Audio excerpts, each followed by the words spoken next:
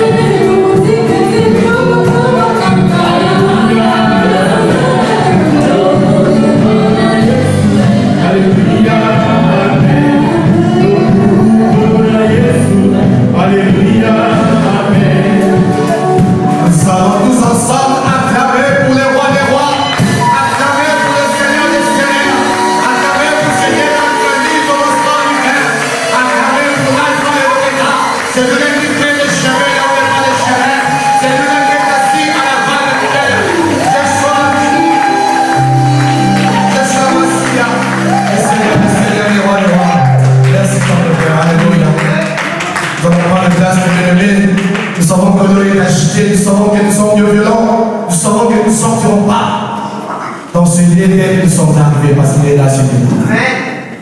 Nous allons passer un moment encore plus vite.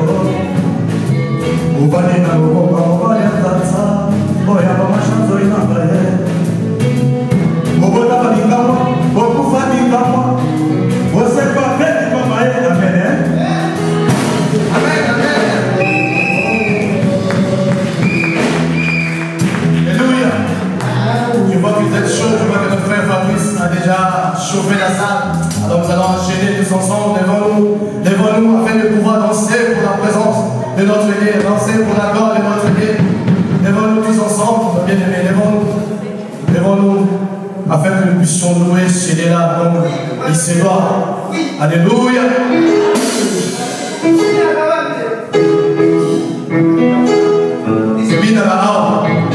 C'est ici que nous dansons. C'est ici dans le boîte de nuit. Alléluia.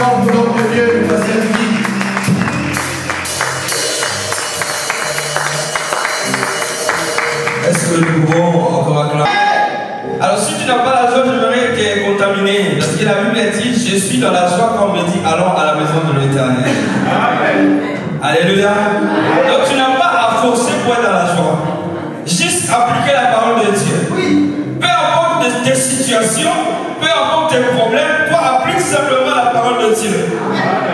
Comme il est écrit, je suis dans la joie qu'on me dit, allons à la maison de l'Éternel. Et donc je vais dans la joie. Alléluia. À Dieu, celui qui a côté de toi, mets-toi dans la joie. Et je vais vous expliquer pourquoi tu dois être dans la joie. Quand tu es triste, tu ne peux pas adorer Dieu. Alléluia.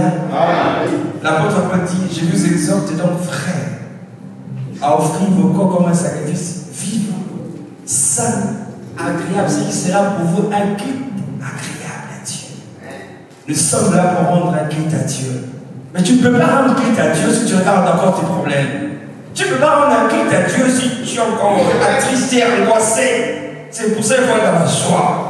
Et quand tu es dans la joie, la Bible dit qu'il siège au milieu de la louange de ses, il siège au milieu de l'adoration de son peuple. Et quand il est là, il distribue des paquets de miracles, des paquets de guérisons, des paquets de délivrances.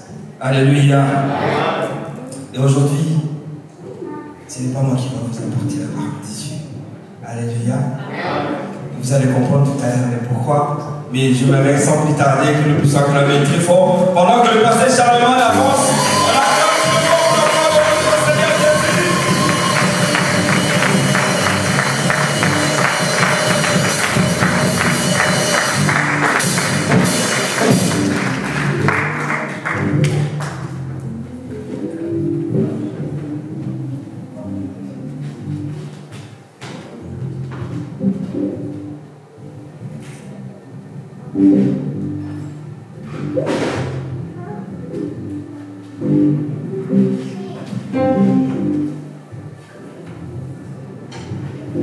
Avant que nous puissions écouter la parole de Dieu, nous allons laisser le micro et chanter un cantique.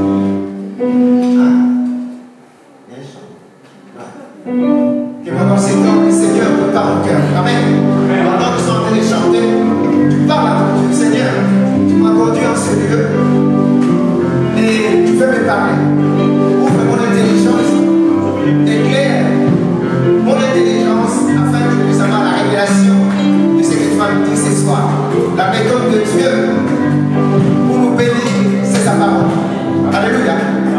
Si nous la recevons comme étant la parole qui vient de Dieu et non pas qui vient de l'homme, alors elle s'accomplira dans nos vies. La bénédiction véritable, c'est la parole qui grandit en nous. La parole qui grandit en nous, c'est Jésus qui grandit en nous. Ainsi, ce qu'il a fait, nous allons le faire.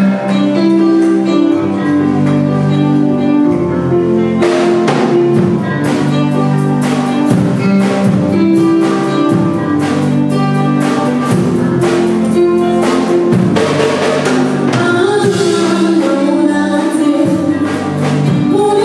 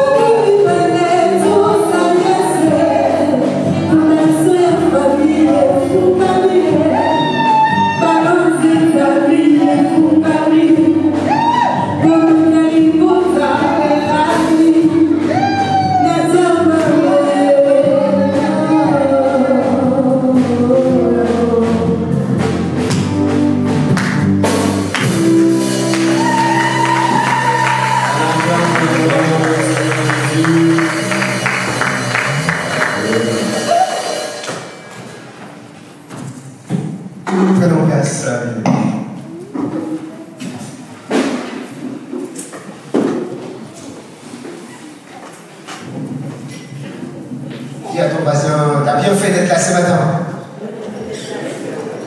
Vous savez, les diables combattent les cultes.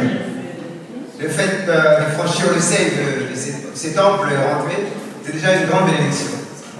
Et les diables combattent les cultes.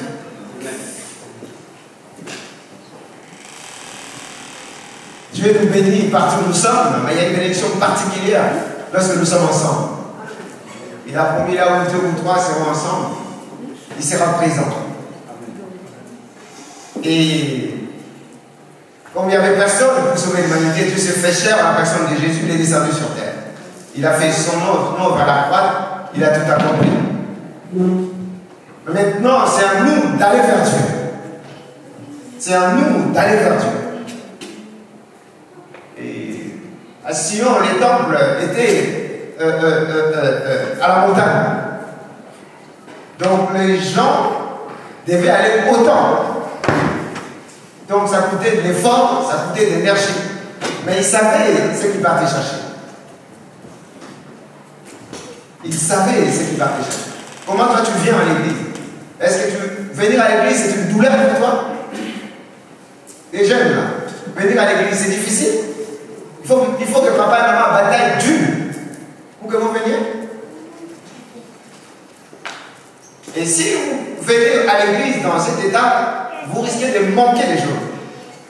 Vous allez venir, vous allez répartir comme vous étiez venu. Mais si tu dis, je vais à la rencontre du Dieu vivant, comme la femme qui a souffert pendant 12 ans de la perte du sang, il a dit, si je m'approchais seulement de lui, si je touchais les atomies, sûrement j'aurais ma guérison. Et c'est comme ça que plusieurs personnes ont touché Jésus. Mais quand elle l'a fait, Jésus a senti puissant. C'est la foi, la détermination qu'il avait alors qu'il s'approchait de lui. Comment toi tu es venu ce matin? Dis à toi, comment tu es venu ce matin? Avec la foi ou bien tu veux faire plaisir à papa et moi? Ou tu dis, oh voilà, si je ne peux pas les passer puis qui vont m'appeler. Non, il faut que j'aille. Il va me demander pourquoi tu n'es pas venu. Frères et sœurs, c'est un mystère. Si nous venons dans cette attitude, nous n'aurons rien. Voilà pourquoi il y a des gens qui viennent à l'église 2 ans, 3 ans, 10 ans, 4 ans, ils ne changent pas. Il faut vraiment être déterminé alors que nous nous approchons du Seigneur. Moi, je sais que chaque culte, c'est un culte différent. Amen. Amen. Personne ne peut me dire, non, c'était hier. Non. Dieu a toujours quelque chose lorsqu'il réunit ses enfants. Parce que nous n'avons pas la compréhension du mystère du culte. En fait, nous venons comme on va à Auchan. Et quand c'est comme ça, bien aimé, ce sera difficile. Les choses simples doivent passer au chien. Il faut de la détermination. Il faut le désir à avoir. Ici en Europe, quand on fait tomber un morceau de pain, on ne ramasse pas. Parce qu'il y a l'abondance. En Afrique, les gens ramassent même des grains de maïs et des grains de riz quand il y a la famine.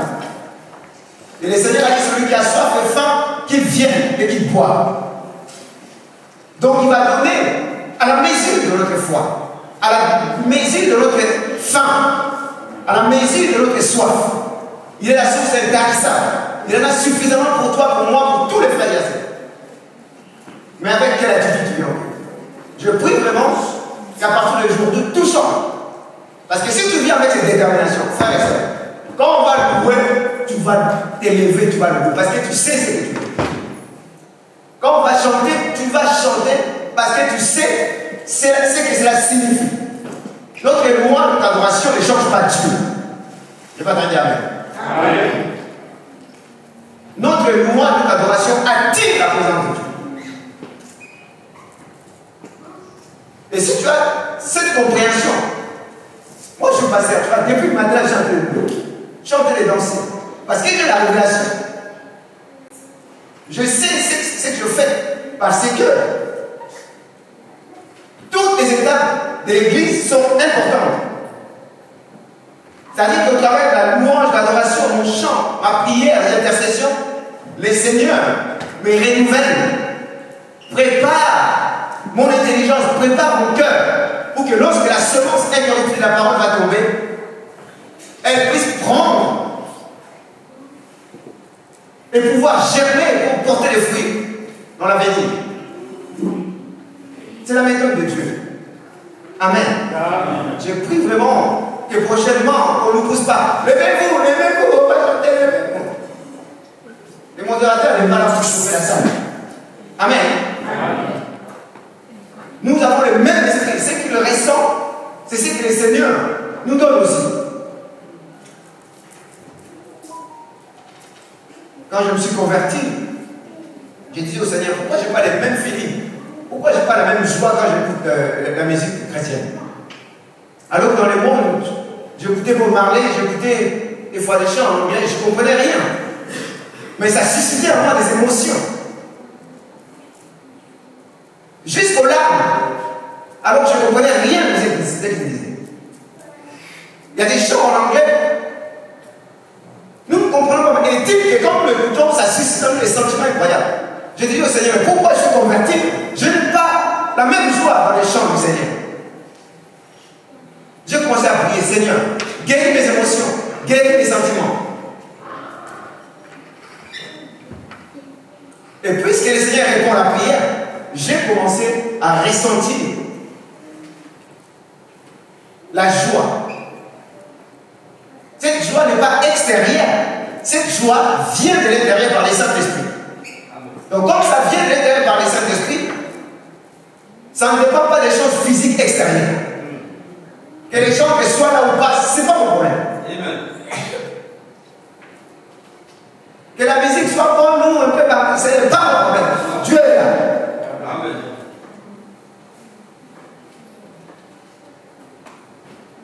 C'est ça le mystère. C'est ça être un véritable adorateur. En esprit et en vérité. La vérité, c'est la parole de Dieu. La louange convient aux justes, aux hommes droits. Et si moi je suis devenu juste en Jésus-Christ, ça me convient. Jésus m'a libéré. Alléluia. On dit Jésus, tu ne crois pas, c'est pour ça que tu es comme ça. Tu n'auras rien. Amen. Tu vas retourner à la maison comme tu veux. Il faut en France, avant de manger, on commence d'abord par l'entrée. Et toutes ces choses, c'est l'entrée. Vous m'expliquez, il faut que je reste dans le message. Alléluia. Amen. Dans la construction du temple, il y avait les parvis, le lieu saint et le lieu très saint. C'est-à-dire, il y a un cheminement. Amen. Le lieu très très saint, c'est là où il y a la parole, là où il y a l'âge d'alliance. Mais dans les parvis, vous préparez. Il y a des ablutions à faire, vous lavez les mains. En fait, on s'approche. Tout ça, l'adoration, la louange, nous sommes en train de faire. Mais quand tu cours derrière quelqu'un qui est important, tu viens avec force. Mais quand tu t'approches, tu ralentis un peu. Pour que le souffle revienne normal, ça tu vas parler à la personne importante. Ça va? Et non. C'est ça les choses. Nous commençons dans la louange, sur tout ça. Le Seigneur prépare notre intelligence, prépare notre cœur. Parce que notre chair, nous sommes à la fois esprit et chair. Et la chair ne veut pas, ne peut pas faire la volonté de Dieu. Et quand nous faisons ce cheminement au travers de la louange, dès que la prière, les Saint-Esprit nous préparent. Et quand la parole va venir, nous pouvons la recevoir 10 sur 10. Et c'est comme ça que nous gagnons les forces. C'est comme ça que nous sommes guéris. Parce que nous sommes sauvés, nous sommes délivrés, comme Israël est sorti de l'Égypte. C'est ça la délivrance. Nous sommes sortis d'Égypte, nous sommes délivrés. Même, nous sommes baptisés par la mer rouge, mais pour arriver à Canaan, il faut que nous soyons guéris. Alléluia. Amen. Il y a une guérison. Même si c'est synonyme, alléluia. Même si ça semble synonyme, mais il faut bien parler aux enfants de Dieu. Nous, en tant que chrétiens, nous avons besoin de guérison. Parce que nous sommes restés longtemps en Égypte, nous avons acquis les habitudes, il y a des choses qui sont imprimées, les émotions ont été touchées par les péchés d'Adam et Ève. Mais combien nous sommes sauvés, nous naissons de nouveau. Mais plus nous écoutons la parole, plus nous sommes guéris. Comme je dis, mes émotions ont été guéries. Je suis converti, mais je ne ressens pas la même joie dans le monde. J'ai dit, mais il y a des gens qui trouvent ça normal. Dire, c'est pas normal. C'est pas normal. Dieu t'a mis dans les bons moments. Mais avec les Seigneur, je deviens servant.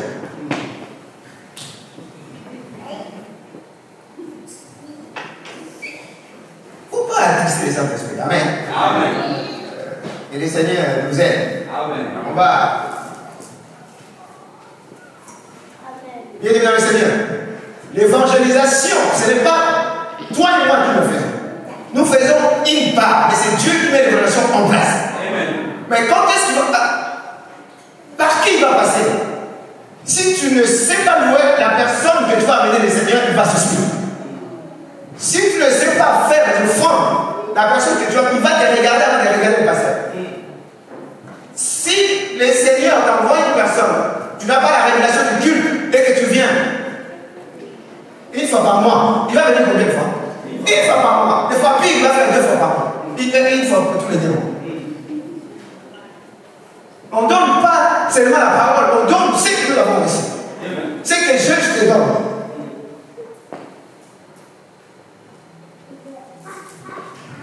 Ce n'est pas les choses extérieures, c'est l'intérieur. Si notre être intérieur est fortifié, c'est-à-dire notre état spirituel est parfait, alors la chair suit. Amen. C'est la raison du cœur que la bouche parle.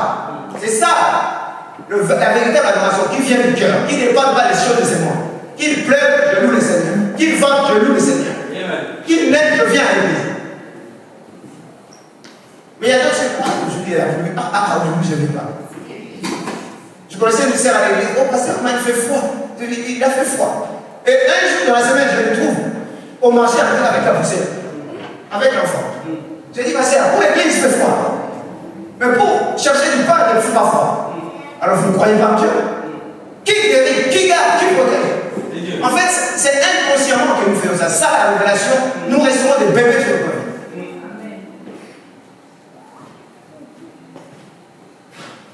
Pour l'église, voilà, il fait froid.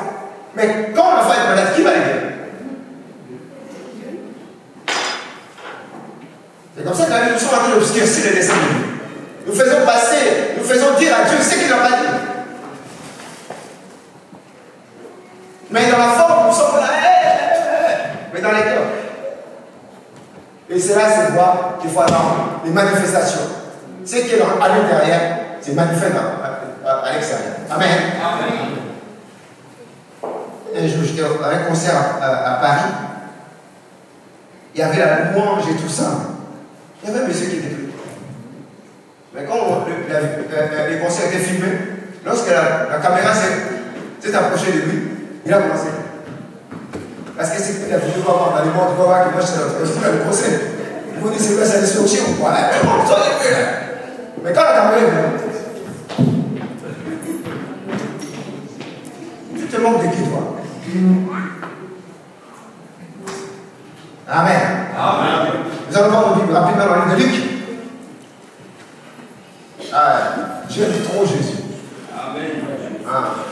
Je dis toujours, si tout le monde s'arrêtait, moi je ne m'arrêterai jamais. Non. Même si les pasteurs trichaient, même si les chrétiens trichaient, c'est leur vie. Moi, mon aide, c'est Jésus-Christ. Amen. Je ne veux pas arrêter malade, on va attraper le pasteur là-bas, vraiment tout ça. Non. Il faut qu'on les attrape pour qu'on sache qui est vrai, qui est faux. Le Seigneur a dit rien ne sera caché. Mais pour sa gloire, il veut nous faire connaître qui il est réellement. Au lieu de voir le Seigneur,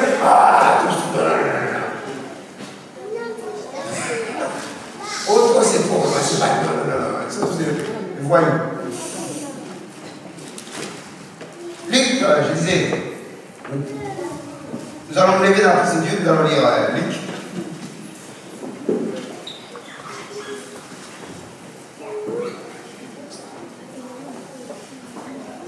Il y a écrit une voix qui porte, nous allons lire Luc 8, à partir du verset 21 jusqu'à 35. Luc, prenez nos Bibles. Bon. Il y a des gens qui viennent à l'église, ils n'ont même pas les Bibles. C'est un problème. Il faut avoir une Bible physique, en papier. C'est bien, le téléphone. Un téléphone, c'est bien. Moi, pasteur, je suis en train de méditer, ils m'ont envoyé une publicité bizarre. En bas, comme ça. Moi, j'étais concentré sur les passages. Après, ça cloche comme ça. Automatiquement, les yeux. Moi, je dis, est-ce que c'est ce là qui. On m'a dit, il y a un jeune qui a dit, pasteur, il y a un moyen de bloquer ça. Bon, il faut nous aider à bloquer ça. Il faut empêcher. Mais j'ai dit, mais ces gens sont des fous. Si c'est des chrétiens, pourquoi ils peuvent parler de telle publicité alors qu'il s'agit des choses saintes? Ça, c'est une distraction.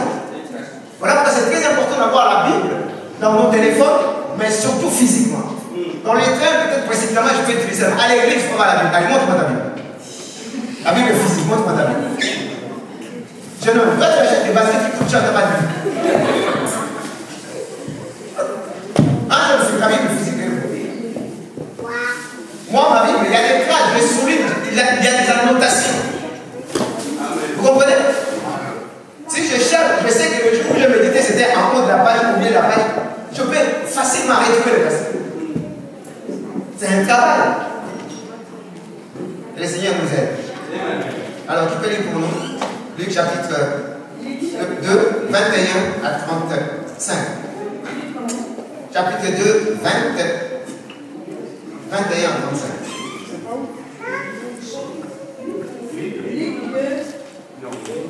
Luc chapitre 2, verset 21 à 35. Luc 2, 21 à 35. 8 jours plus tard, ce fut le moment de se lancer en enfant.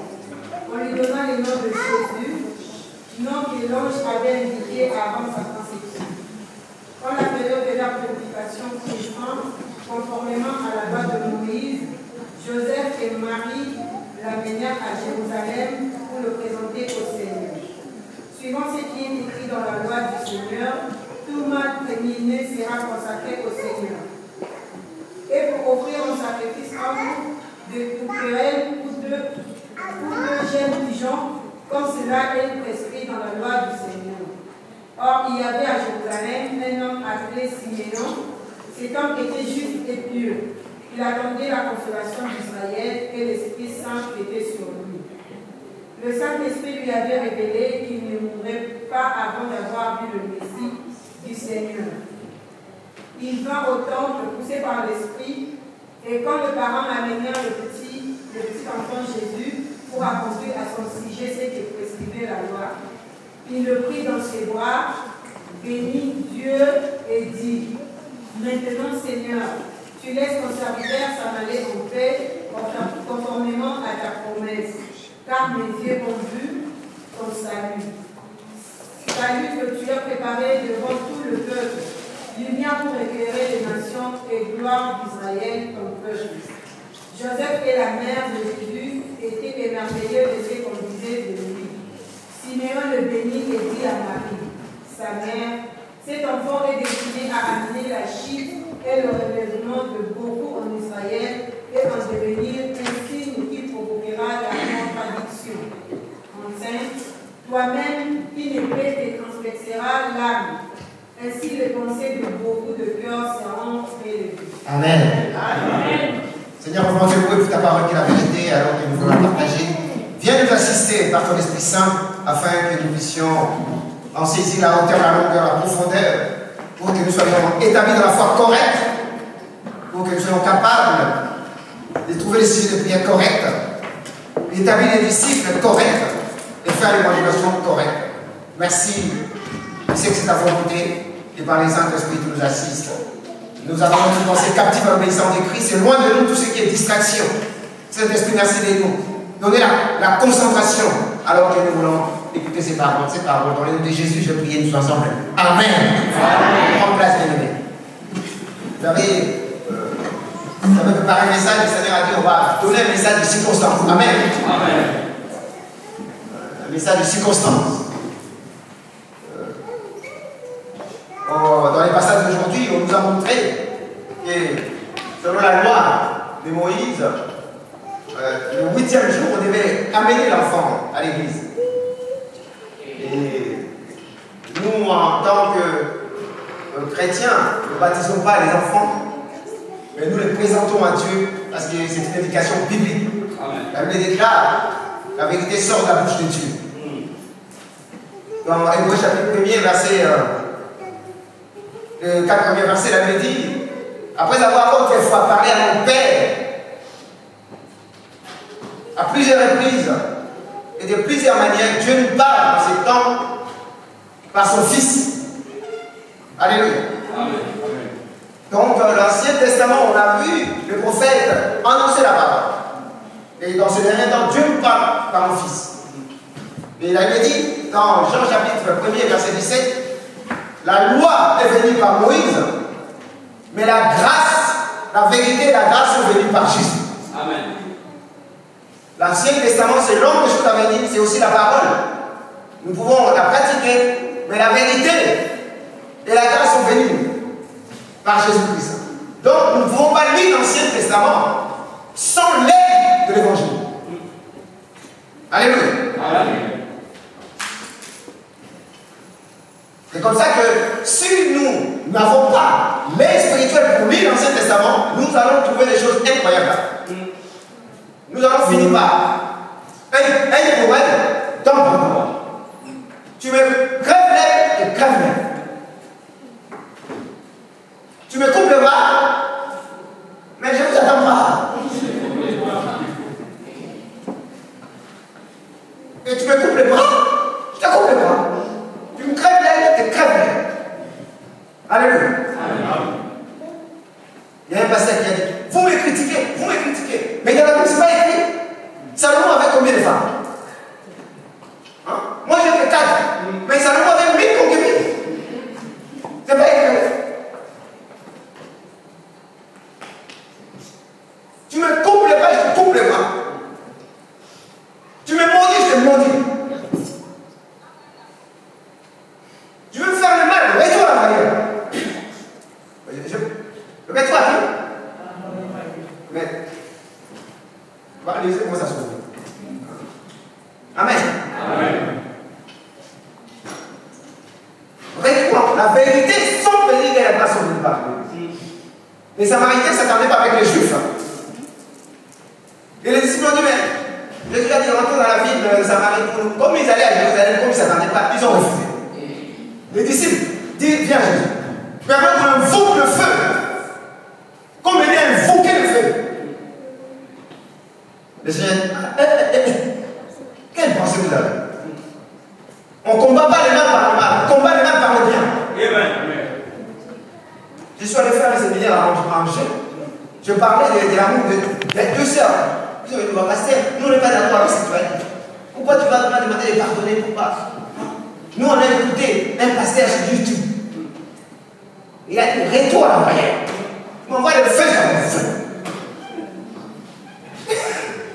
Voilà pourquoi nous on croit pas. J'ai commencé à vous les yeux sous l'évangile.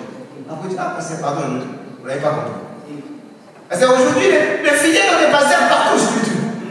Depuis la Covid, il y a tout ça, il peut mettre une croix derrière dans sa chambre. Il n'y a personne, il n'y a même pas l'église. Mais toi, tu fais seulement une phase. Tout le monde devient professeur, tout le monde devient pasteur. Oh, je me suis réveillé, j'étais au ciel. Je vis mon lot en enfer. Oh, regarde ça. Mais comment on peut en arriver là?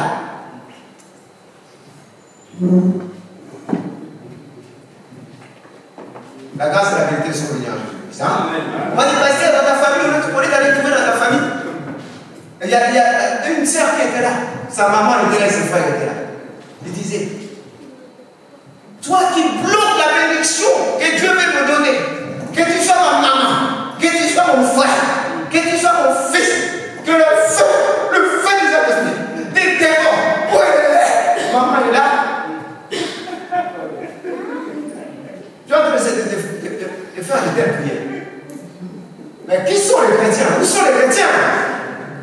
Je dis ici, un enfant, si ta maman peut bloquer la bénédiction, il faut jeter ses yeux, c'est un Dieu en carton.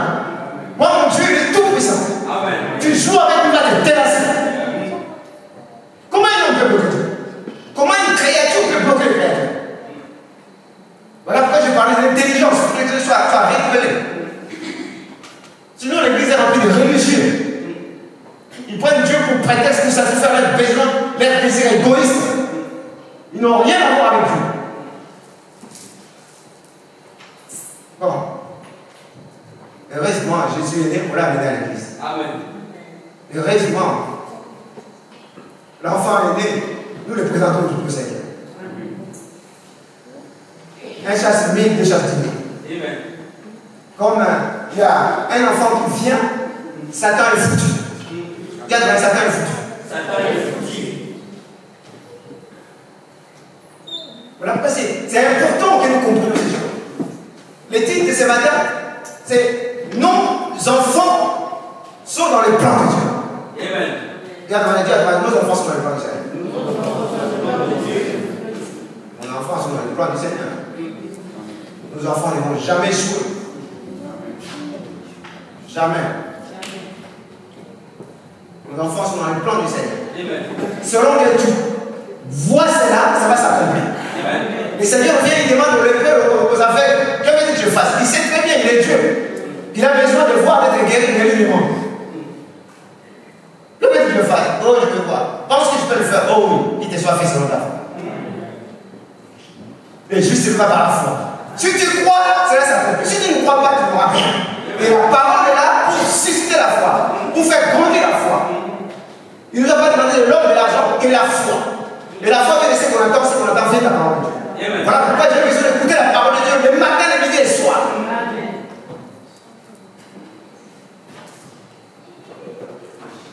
C'est comme ça que vous lisez les Juges, chapitre 13, nous parlons de Samson.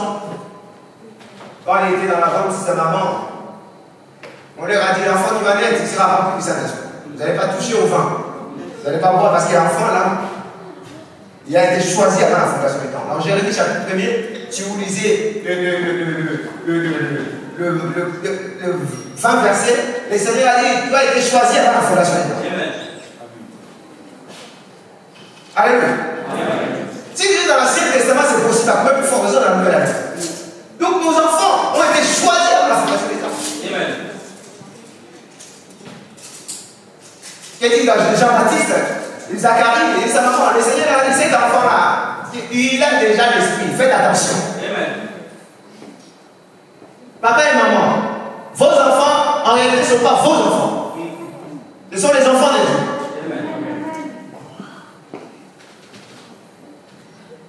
Mais vous avez la responsabilité de les établir dans la vérité. Amen. Dieu a créé Adam par la terre. Il a créé Ève par une côte. Il continue aujourd'hui à créer les hommes en passant par l'homme et la femme. Amen. Voilà pourquoi l'enfant qui naît, même s'il a des traces, mais il est différent de toi. Amen. Si on met les empreintes, c'est pas toi. Non. Amen. Dieu fait de chaque être un être différent. Amen. Il n'y a pas deux pasteurs d'église. Non. On dit à ton voisin, il n'y a pas deux noms. Je suis unique. Dieu m'a fait une créature merveilleuse. Amen. Même si je te montre de mon nez, la vérité sort de la bouche de Dieu. Il a dit, je suis une créature merveilleuse. Je suis.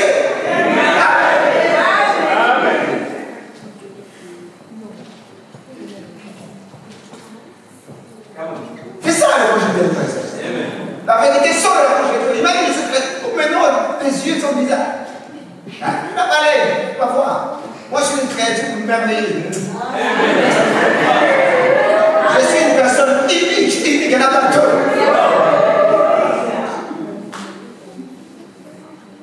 Et si c'est vrai, Dieu a un regard particulier pour chaque personne qui naît sur la terre. Amen.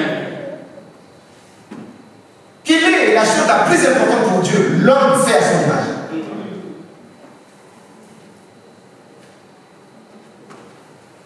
Mais Satan qui a été chassé, il sait que le mal, le plus grand qu'il puisse faire contre Dieu, c'est affaiblir les hommes, créer à l'image de Dieu, faire à l'image de Dieu. Il veut les mettre plus bas de terre. Il veut les voir ramper. Mais Christ a parlé pour bloquer cela. Toi aussi, Christ a appelé pour bloquer les désastres. Personne ne doit se perdre. Non. Si déjà je veux prêcher les gens du monde et les enfants,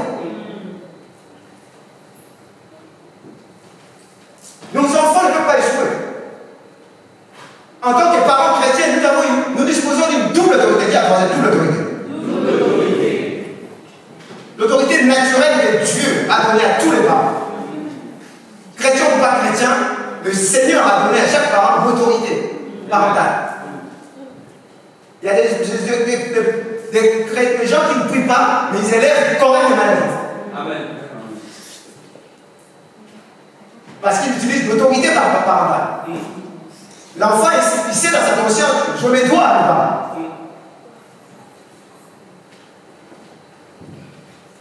Mais il y a une deuxième autorité. L'autorité de l'enfant de Dieu.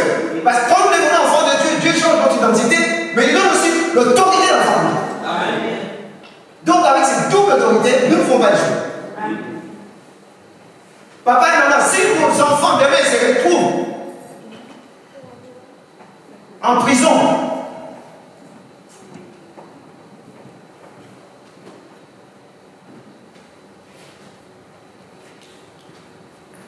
alors que vous êtes enfants de Dieu, il y a un problème. Donc, Dieu te parle aujourd'hui pour que tu n'attendes pas qu'ils aient en prison. À partir d'aujourd'hui, dis à la personne, ça va changer. Ça va changer.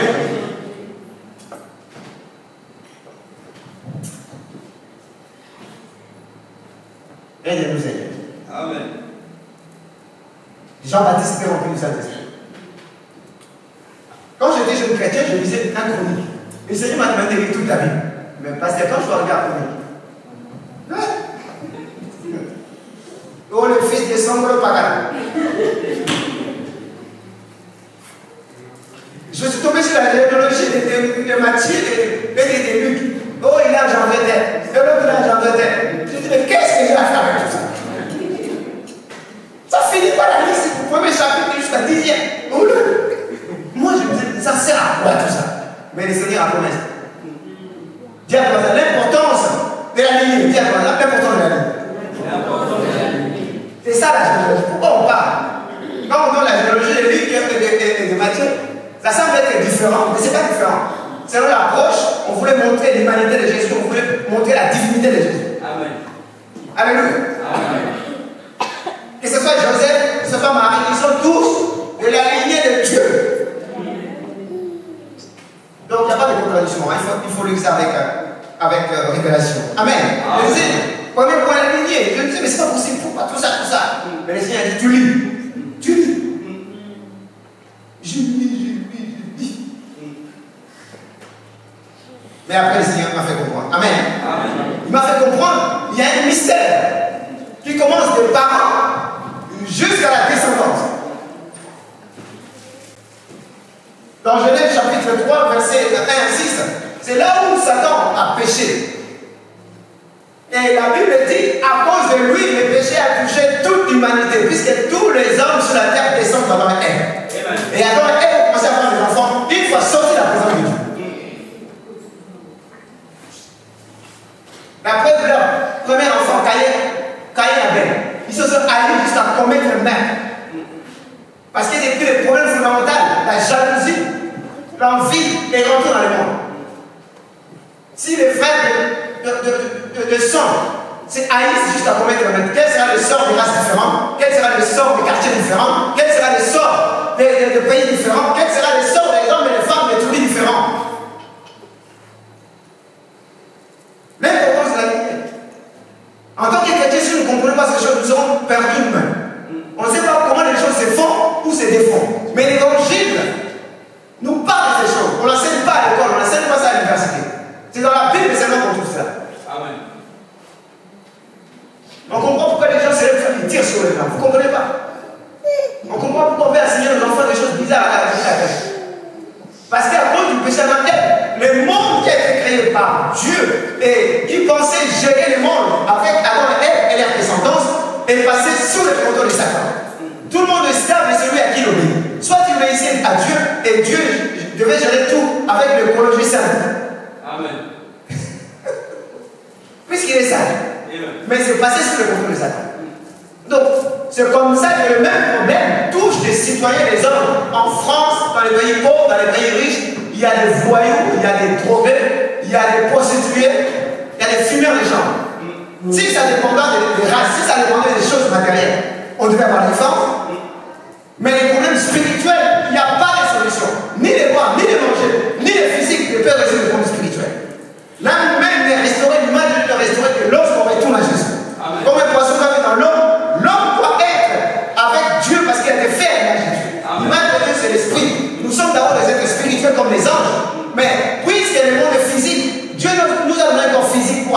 choses physiques. Mais l'exemple n'a pas besoin de ça. C'est comme ça que Dieu, s'il a établi ce principe, pour qu'il agisse sur la terre, parce qu'il est esprit, il faut qu'il passe par l'homme. C'était par Adam et Ève, et l'harmonie. Comme Satan est esprit, il ne peut pas changer, il faut que lui-même obéisse à ces choses. Il faut qu'il passe par les hommes pour faire prospérer son plan. L'avantage de Satan, c'est que tous les hommes sont ici dans la terre. Ils sont déjà pris par le péché, pris par les diables. Ils ne peuvent rien faire. Ils sont sans force. Voilà pourquoi le Seigneur a promis le Christ avec nous. Amen. Amen. Donc c'est comme ça qu'il dit dans le Seigneur. Il faut que nous comprenions ces choses-là.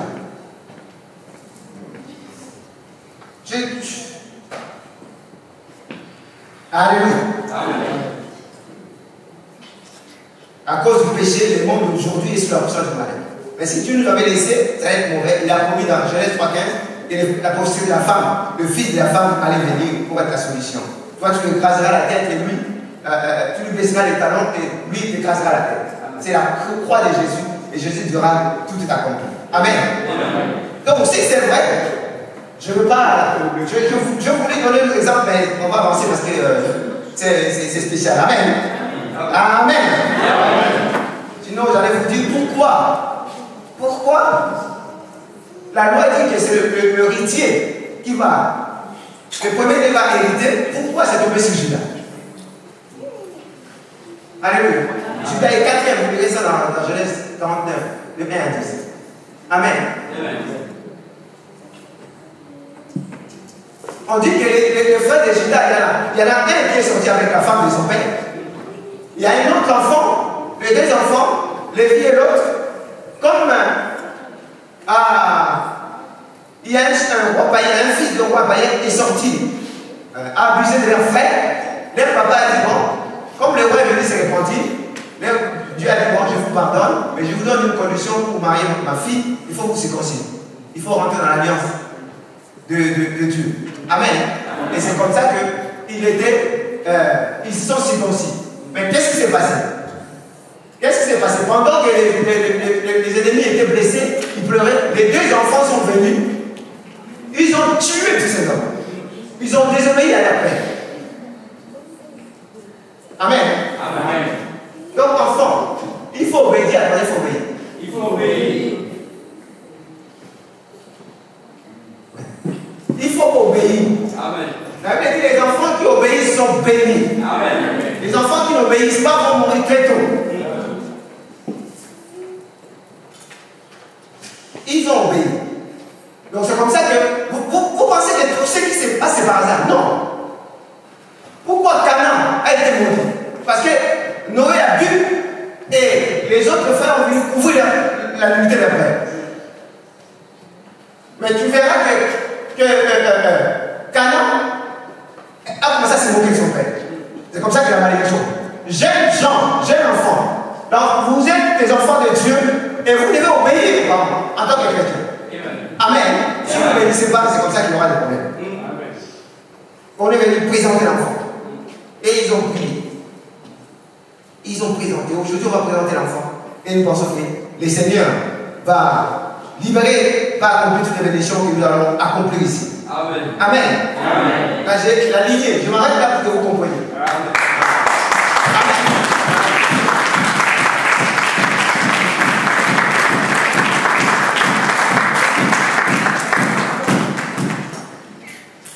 Je vais prier.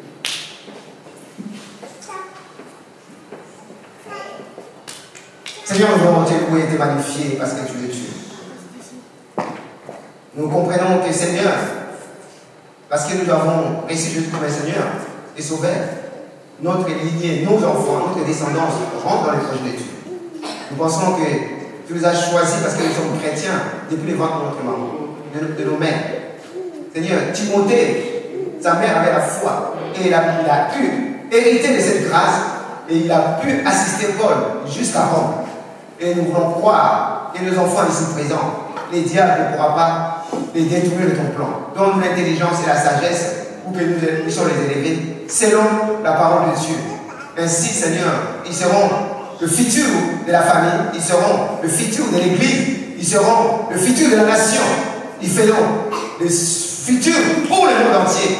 Parce que par leur vie, par leur talent, par leur les spécialités, par l'intelligence que tu donnes par les Saint-Esprit, ils vont expérimenter non seulement les sommets spirituels, mais les sommets aussi, Seigneur, la culture. Ainsi, ils seront positionnés dans la société et pour bien contrôler, pour bien